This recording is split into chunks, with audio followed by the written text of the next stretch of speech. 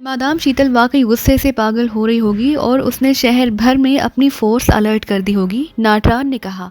हाँ, और उसके आदमी हमें हर तरफ पागल कुत्तों की तरह तलाश कर रहे होंगे, इमरान ने कहा। मैं B30 ट्रांसमीटर इस्तेमाल करता हूँ। इस ट्रांसमीटर की कॉल किसी भी सूरत में कैश नहीं की जा सकती, और मेरा एक आदमी क्राउन होटल में पहले से ही एक वेटर के रूप में मौजूद है। मैं उससे भी बात करता हूँ और उससे मालूम करता हूँ कि आपके वहाँ से फ़रार होने से मादाम शीतल के क्या तासुरात हैं और वो आपकी तलाश में क्या कर रही हैं। इस तरह से हमें मादाम शीतल के इक़दामात के बारे में भी इल्म हो जाएगा, नाटरान ने कहा। तो इमरान ने इस बात में सर हिला दिया। नाटरान ने एक और ट्रांसमीटर उठाया और फिर वो अपने किसी साथी को कॉल करने में मसरूफ़ हो गया। कुछ देर तक वो ट्रांसमीटर पर बातें करता रहा, फिर उसने ट्रांसमीटर ऑफ कर दिया। बस 1-2 घंटों में जजीरा ब्लैक लार्क के बारे में सारी तफसीलात सामने आ जाएंगी, नाटरान ने ट्रांसमीटर ऑफ करके मेज़ पर रखते हुए कहा। इसका मतलब है कि तब तक मैं और मेरी मिसेज आराम कर सकते हैं, इमरान ने मुस्कुराकर कहा। जी हाँ, क्यों नहीं। मैं अभी आपके रेस्ट का बंदोबस्त कराता हूँ और फिर मैं होटल क्राउन में मौजूद अपने आदमी से भी बात करता हूँ, जो बेहद ज़रूरी है, नाटरान ने कहा। तो इमरान ने एक तवील सांस लेते हुए इस बात में सर हिला दिया। जो भी करता है करो, लेकिन मुझे सोने के लिए बिस्तर दे दो। यहाँ तो आते ही बकौल मेरी बीवी के सर मुंडवाते ही जूते पड़ने वाले थे। बड़ी मुश्किल से जान छूटी है। नींद से मेरी आंखें ही नहीं बल्कि सारा जिस्म भी बोझल हो रहा है। अगर बिस्तर ना मिला तो मैं यहीं गिर जाऊंगा और फिर पाँव पसार कर सो जाऊंगा, इमरान ने कहा। तो नाटरान बेइख्तियार हंस पड़ा। छोटे से एक कमरे में मेज़ के पीछे ऊंची नशिस्त वाली कुर्सी पर सुरहो सफ़ेद रंगत का हासा लहीम शहीम आदमी बैठा एक फ़ाइल के मुताले में मसरूफ़ था। उस आदमी के चेहरे पर बेपनाह दरिंदगी और दरिश्तगी थी। उसकी आंखें इस कदर सुरख थी जिन्हें देखकर यूं लगता था जैसे उसकी सारी ज़िंदगी होन की होली खेलने में ही गुजरी हो। उसका सर गंजा था।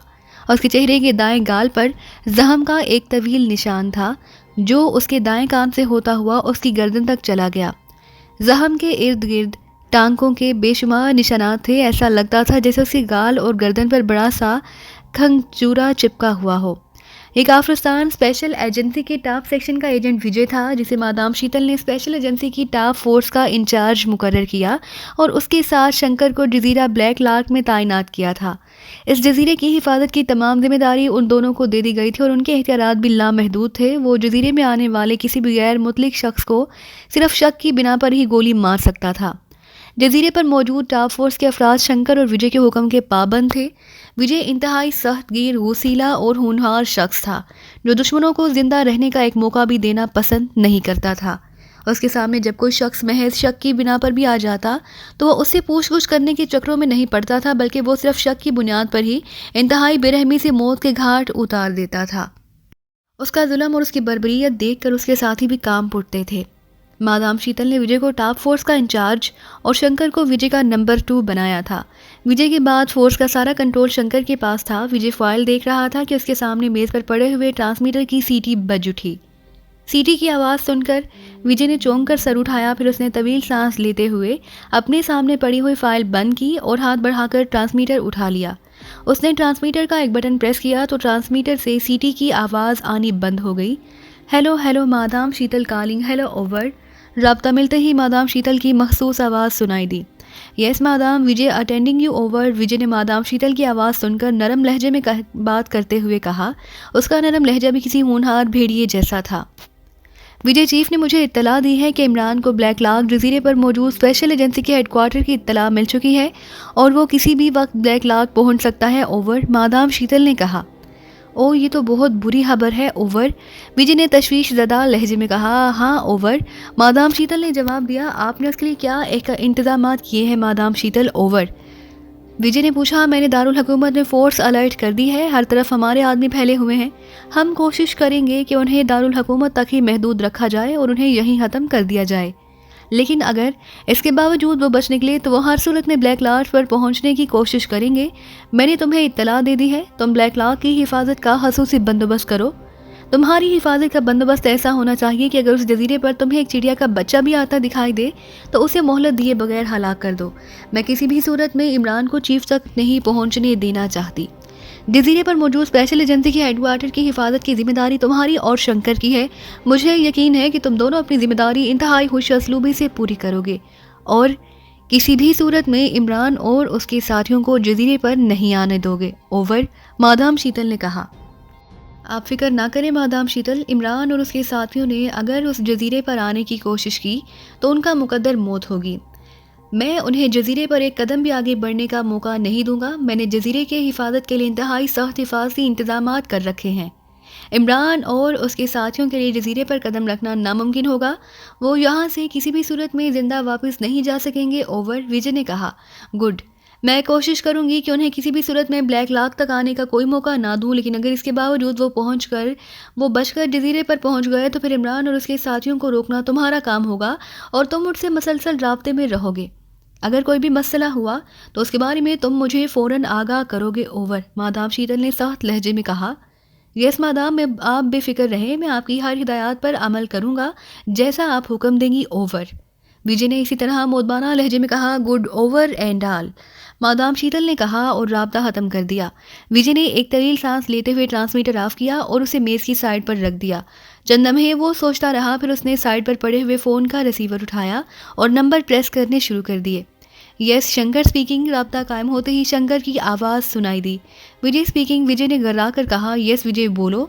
शंकर, मादाम शीतल को चीफ ने इत्तला दी है कि ब्लैक लॉक पर मौजूद स्पेशल एजेंसी के हेडक्वार्टर और चीफ को ट्रेस करने के लिए इमरान और पाकिस्तानी एजेंट किसी भी वक्त यहाँ पहुँच सकते हैं। मैं चाहता हूँ कि तुम जजीरा के हिफाजती इंतजामात का असर-ए-नो जायज़ा लो और उसे फूल प्रूफ बनाओ। जजीरे के किसी भी हिस्से में हिफाजती लिहाज से कोई कमी नहीं होनी चाहिए जिसका फ़ायदा उठाकर गैर मुल्की एजेंट जजीरे में दाखिल हो सकें। हमारा सीक्रेट सर्कल इंतहाई फ़ाल और इस कदर हार्ड होना चाहिए जिससे टकरा कर गैर मुल्की एजेंट अपनी मौत आप मर जाएं। तुम समझ रहे हो ना कि मैं तुमसे क्या कह रहा हूँ? विजय ने सख्त लहजे में कहा। ओके विजय, तुम बेफिक्र रहो। जजीरा का सीक्रेट सर्कल इंतहाई फूल प्रूफ और हार्ड है। इस सर्कल में हमारी इजाज़त के बगैर एक परिंदा भी दाखिल नहीं हो सकता। बहरहाल तुम कहते हो तो मैं तमाम इंतजामात का एक बार फिर जायज़ा ले लेता हूँ और सिक्योरिटी को रेड अलर्ट कर देता हूँ। शंकर ने कहा। रेड अलर्ट करने के साथ साथ उन्हें मेरा पैगाम भी दे दो कि अगर किसी भी मामले में ज़रा सी भी कोताही हुई, मैं गलती करने वालों को अपने हाथों से गोलियां मार दूंगा। विजय ने सख्ती से कहा। ओके, शंकर ने जवाब देते हुए कहा और विजय ने रिसीवर रख दिया। वो अब कदरे मुतमईन था कि अब अगर इमरान और उसके साथी जजीरे की तरफ आए तो उन्हें ना सिर्फ आसानी से ट्रैप किया जा सकता है बल्कि उन्हें देखते ही हलाक कर दिया जाएगा।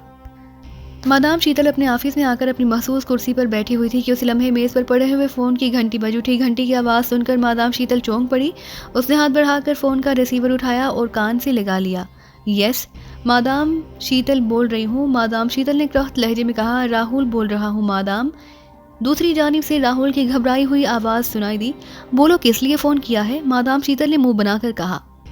आपने होटल में जिस कामन जोड़े के लिए रेड किया था वो दोनों अपने कमरे में नहीं हैं, राहुल ने कहा। तो मादाम शीतल बुरी तरह से उछल पड़ी।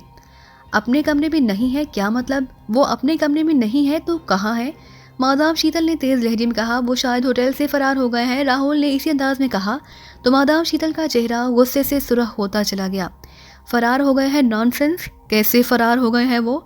मैंने उनके कमरे के बाहर 2 अफराद को तैनात किया, उनके होते हुए वो दोनों कमरे से कैसे फ़रार हो गए हैं? बोलो, जवाब दो। वो होटल के ऊपरी रास्ते से निकले हैं मादाम। उनका कमरा अंदर से लॉक था। मैं दूसरे रूम में उनके कमरे में लगे हुए बग से उनकी आवाज़ें सुनने की कोशिश कर रहा था, लेकिन काफ़ी देर से उनकी कोई आवाज़ सुनाई नहीं दे रही थी। मैंने कुछ देर मज़ीद इंतज़ार किया, लेकिन जब उनकी मुझे कोई आवाज़ सुनाई ना दी तो मुझे शक हुआ और मैं उन्हें चेक करने के लिए उनके कमरे की तरफ आ गया। कमरे का दरवाज़ा बंद और अंदर से लॉक किया। मैंने दरवाजे पर दस्तक दी, लेकिन दरवाज़ा ना खुला और ना ही अंदर से मुझे कोई जवाब मिला। मेरी छठी ही सतह का अलार्म बजा रही थी। मैंने फ़ौरन होटल के मैनेजर को बुलाया और उनके कमरे की मास्टर की मंगवा ली। मैंने जब उनका कमरा खोला और अंदर दाखिल हुआ तो वो दोनों कमरे में नहीं थे। कमरे की उकबी खिड़की खुली हुई थी। मैंने खिड़की के पार देखा तो होटल के उकब में मौजूद इमरजेंसी स्टेयर्स खुले हुए थे, जिससे पता चल रहा था कि वो दोनों खिड़की से निकलकर इमरजेंसी स्टेयर से उतरकर फ़रार हो गए हैं। मैंने उनके कमरे की तलाशी ली, लेकिन उनका सामान भी वहाँ नहीं था। तो तुमने उनकी तलाश के लिए क्या किया? मैंने हर तरफ अपने आदमी दौड़ा दिए, लेकिन अभी तक उनके बारे में कोई रिपोर्ट नहीं मिली। नॉनसेंस, मैंने तुमसे कहा था कि उनका खास ख्याल रखना और होटल के ऊपर में भी अपना आदमी बिठा देना, लेकिन तुम कहाँ मेरी बात सुनते हो? ना जाने अब वो कहाँ से कहाँ निकल गए हों। वो अली इमरान था, पाकिस्तान का अली इमरान। राहुल ने इस बार रुक रुक कर कहा। अली इमरान? क्या मतलब? मादाम शीतल ने बुरी तरह से चौंकते हुए कहा। जहाँ उसने अपना नाम लिखकर आपके नाम एक पैगाम छोड़ा है, राहुल ने जवाब दिया। तो मादाम शीतल गुस्से से जबड़े बींच लिए। कैसा पैगाम? क्या लिखा है उस नॉनसेंस ने? लिखा है कि अली इमरान एमएससी डीएससी आक्सन की तरफ से आंटी शीतल को सात सलाम। राहुल ने डरते डरते कहा और इमरान का ये पैगाम सुनते ही मादाम शीतल का चेहरा गुस्से से सुरख हो गया। उसकी आंखें चिंगारियां उड़ाने लगी और उसके चेहरे के अजलात यूं फड़कना शुरू हो गए जैसे अभी झड़कर गिर जाएंगे। व्हाट नॉनसेंस, ये तुम क्या बकवास कर रहे हो? मैं तुम्हें शूट कर दूंगी, मैं तुम्हारे टुकड़े उड़ा दूंगी। ये मैंने नहीं कहा, ये इस नोट पैड पर लिखा हुआ है। मादाम शीतल की धाड़ती हुई आवाज़ सुनकर राहुल ने कांपती हुई आवाज़ में कहा, मैं इमरान का खून पी जाऊंगी, मैं उसके टुकड़े उड़ा दूंगी। उसने ऐसा पैगाम छोड़कर मेरी तौहीन की है। और मादाम शीतल सब कुछ बर्दाश्त कर सकती है लेकिन अपनी तौहीन किसी भी सूरत में बर्दाश्त नहीं कर सकती। मैं उसकी बोटियां नोच लूँगी। ढूंढो ढूंढो उसे, वो अगर पाताल में भी घुस गया हो तो उसे ढूंढ निकालो। जब तक मैं अपने हाथों से उसके टुकड़े ना उड़ा दूं मैं चैन से नहीं बैठूंगी। ढूंढो उसे नॉनसेंस, अगर वो अगले 2 घंटों तक ना मिला तो मैं उसकी जगह तुम्हें गोली मार दूंगी। जल्दी ढूंढ कर उसे मेरे सामने लाओ वरना इमरान की हलाकत से पहले मैं तुम्हें शूट कर दूंगी। नॉनसेंस। मादाम शीतल ने इस बुरी तरह से धाड़ते हुए कहा कि उसके मुंह से बाकायदा कफ उड़ना शुरू हो गया। इमरान की पैगाम ने जैसे उसके दिमाग पर छिपकली सवार कर दी और उसका बस नहीं चल रहा था कि इमरान एक बार उसके सामने आ जाए तो वो सचमुच उसके अपने हाथों से टुकड़े उड़ा दे। वो अपना सारा गुस्सा राहुल पर निकाल रही थी। ओके, मैं कोशिश करता हूँ मादाम। कोशिश नहीं, मुझे हर हाल में इमरान चाहिए। सुना तुमने? हर हाल में का मतलब हर हाल में होता है। मैंने तुम्हें 2 घंटे दिए हैं। 2 घंटों में अगर इमरान मेरे सामने ना हुआ तो अपनी मौत मुझे समझना। Over and all. काश मुझे उस वक्त पता चल जाता कि वो इमरान है तो मैं उसके वहीं टुकड़े उड़ा देती। मादाम शीतल ने गुस्से से मुठियां बींचते हुए कहा। इमरान के पैगाम ने उसके दिलो दिमाग में आग सी भर दी थी। वो हकीकत में गुस्से से पागल हो रही थी। अगले 2 घंटे तक वो इस तरह गुस्से से खोलती रही। फिर अचानक फ़ोन की घंटी बजी तो वो इस तरह उछल पड़ी जैसे उसके पैरों के पास बम फट गया हो। यस मादाम शीतल स्पीकिंग। मादाम शीतल ने फ़ोन का रिसीवर उठाकर कान से लगाते हुए गिराते हुए कहा। 2 घंटों के बाद भी उसका गुस्सा कम नहीं हुआ। राहुल बोल रहा हूँ। दूसरी तरफ से राहुल की जोश भरी आवाज़ सुनाई दी। तुम इतनी जल्दी, तुम्हें दोबारा कॉल करने की क्या ज़रूरत आन पड़ी? बोलो, क्यों फ़ोन किया है? इमरान के बारे में एक टिप मिली है मादाम। ओ गुड शो, क्या टिप है? जल्दी बोलो। इत्तला के मुताबिक वो दोनों इस वक्त सार्स कॉलोनी फेज 2 की कोठी नंबर 202 में मौजूद हैं जहां कोई डॉक्टर बूटा सिंह रहता है। तुम्हें कैसे मालूम हुआ कि इमरान उस रिहाइश गाह में मौजूद है? होटल क्राउन में एक वेटर मुझे उस कमरे के पास मंडलाता दिखाई दिया जिसमें इमरान और उसकी साथी लड़की रहे थे। मुझे उस वेटर पर शक हुआ तो मैंने उस पर निगाह रखनी शुरू कर दी। कुछ देर के बाद उस शख्स को सेलफोन पर एक कॉल मौसूल हुई। उसने सेलफोन का डिस्प्ले देखा तो मैं बुरी तरह से चौंक पड़ा और फिर वो कॉल सुनने की बजाय फ़ौरन होटल के वाशरूम्स की जानिब बढ़ गया। मैंने गैर महसूस अंदाज में उसका ताक़ुब किया और फिर वो जिस वाशरूम में घुस गया मैंने साथ वाले वाशरूम में जाकर दरवाज़ा बंद किया और खामोशी से उसकी बातें सुनने लगा। वो कोर्ट में बातें कर रहा था लेकिन कोर्ट में भी उसने एक बार किसी डॉक्टर बूटा सिंह और एक बार इमरान का नाम लिया। डॉक्टर बूटा सिंह से तो नहीं लेकिन इमरान के नाम से मैं चौंक पड़ा। राहुल ने जवाब दिया। तो फिर तुमने उस आदमी को कवर किया? Yes madam. जैसे ही उसने फ़ोन पर बात ख़त्म की मैं फ़ौरन वाशरूम से निकल आया और फिर वो जैसे ही वाशरूम से बाहर आया मैंने फ़ौरन उसे कवर किया और उसके सर पर मशीन पिस्टल का दस्ता मारकर उसे बेहोश कर दिया। उसके बाद मैं उसे मखसूस पॉइंट पर ले गया और फिर उसकी ज़ुबान खुलवाई तो उसने इस बात का इकरार किया कि इस पॉइंट पर वही जोड़ा मौजूद है जो कमरे के ऊपरी हिस्से से फ़रार हुआ था और वो जिस जगह है वो जगह किसी डॉक्टर बूटा सिंह की है। राहुल ने जवाब दिया। फिर तुमने क्या किया और कहाँ से बोल रहे हो? मैं फ़ोर्स लेकर उसी इलाके की तरफ जा रहा हूँ। ठीक है, वहाँ पहुँचते ही मुझे कॉल करना, उस रिहाइश गाह का मुकम्मल मुहासिरा कर लेना। वहाँ से एक चिड़िया का बच्चा भी तुम्हारी नज़रों से बचकर नहीं निकलना चाहिए। मैं खुद वहाँ आ रही हूँ। समझ गए तुम? यस मादाम, मैं समझ गया। वहाँ पहुँचते ही मैं आपको कॉल कर दूँगा। राहुल ने कहा तो मादाम शीतल ने उसे चंद मज़ीद हिदायत दी और फिर उसने रिसीवर रख दिया। हाँ, अब देखना इमरान कि मैं तुम्हारा किस कदर भयानक हशर करती हूँ। तुमने मादाम शीतल को ललकारा है। मादाम शीतल एक बदरू है जिसे सिर्फ तुम्हारे खून की प्यास है और आज वो वक्त आ गया है जब मैं अपनी प्यास तुम्हारे खून से बुझाऊंगी। मादाम शीतल ने गराते हुए कहा और फिर वो एक झटके से उठकर खड़ी हो गई।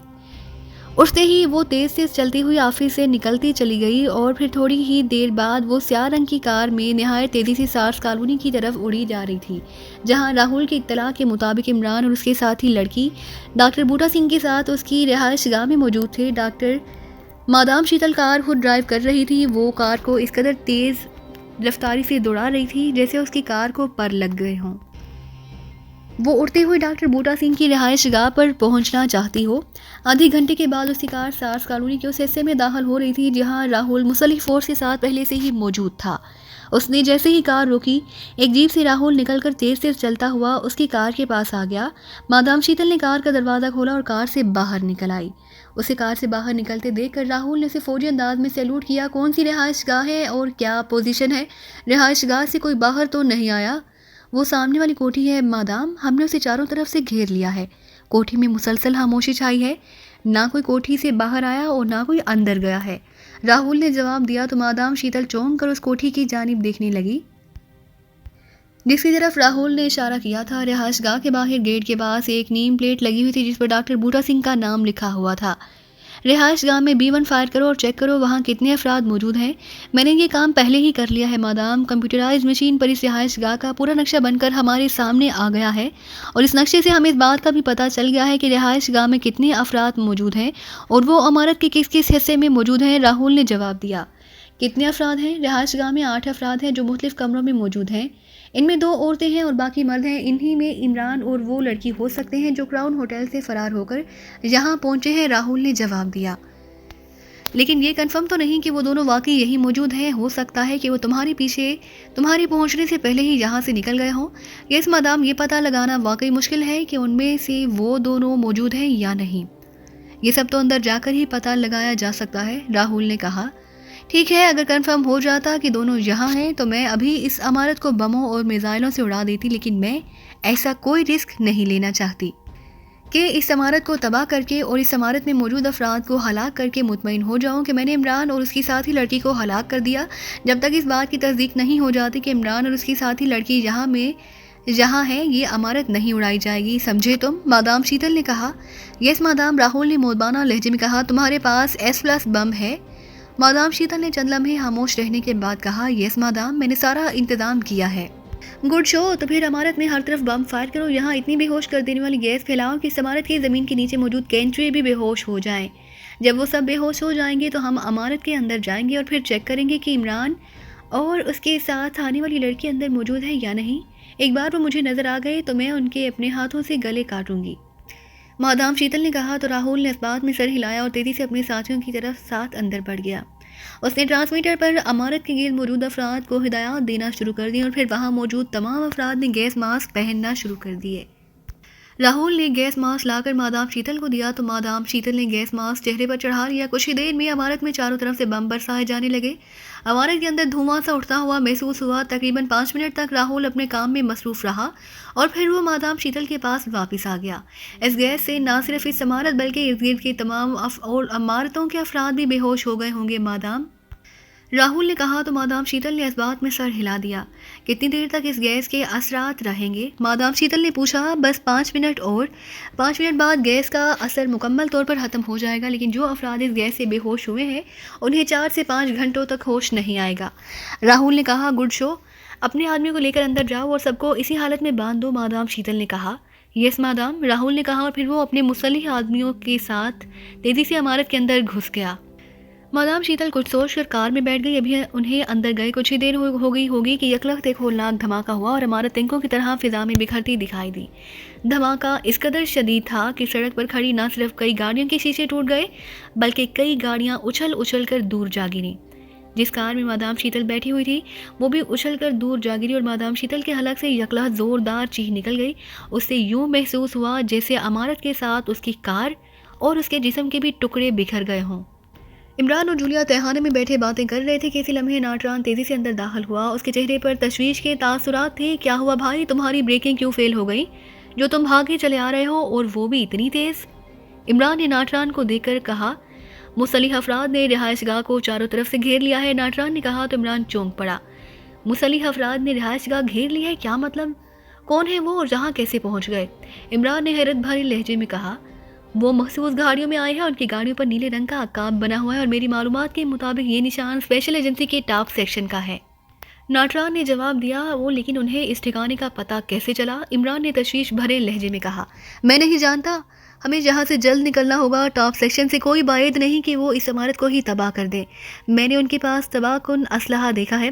क्या यहाँ से निकलने का कोई खुफिया रास्ता है? जी हाँ, ये मेरा खास ठिकाना है, आए, नाटरान ने कहा। तो इमरान ने जूलिया को इशारा किया और वो खुद भी उठ खड़ा हुआ। जूलिया ने बैग उठाए और फिर वो तहखानों के इस कमरे से निकलकर दूसरे कमरे की तरफ बढ़े। दूसरा कमरा ज़्यादा बड़ा नहीं था। सामान नाम की भी कोई चीज़ वहाँ दिखाई नहीं दे रही थी। इस कमरे में कोई खिड़की और रोशनदान तक न था। नाटरान एक दीवार की तरफ बढ़ा। उसने दीवार की जड़ में महसूस अंदाज में ठोकर मारी तो अचानक हल्की सी गिड़गिड़ाहट के साथ दीवार में एक हला बन गया। सामने एक सुरंग थी जो ज़्यादा चौड़ी तो नहीं लेकिन दूर तक जाती दिखाई दे रही थी। हम इस सुरंग से होते हुए इस इलाके से दूर एक जंगल में पहुंच जाएंगे। जंगल में मेरा एक और ठिकाना है जो इससे ज़्यादा महफूज है। वहाँ मेरे आदमी भी है, नाटरान ने कहा। तो इमरान ने असबात में सर हिला दिया। आप चले, मैं अपने साथियों को लेकर आता हूँ। यहाँ मैं किसी एक को भी नहीं छोड़ सकता, सब काम के आदमी है, नाटरान ने कहा। ओके, और अब ये ठिकाना तुम्हारे लिए बेकार हो चुका, इसलिए इमारत में टाइम बम लगा दो। जिस तरह से टॉप सेक्शन हमारे पीछे पड़ा है, ये आसानी से हमारा पीछा नहीं छोड़ेगा। उनके इरादे खतरनाक हैं, इसलिए अब मैं भी उन्हें ईंट का जवाब पत्थर से देना चाहता हूँ। टाइम बम पर ऐसा टाइम फिक्स करना कि जब टॉप फोर्स अंदर दाखिल हो तब ये बम ब्लास्ट हो जाए।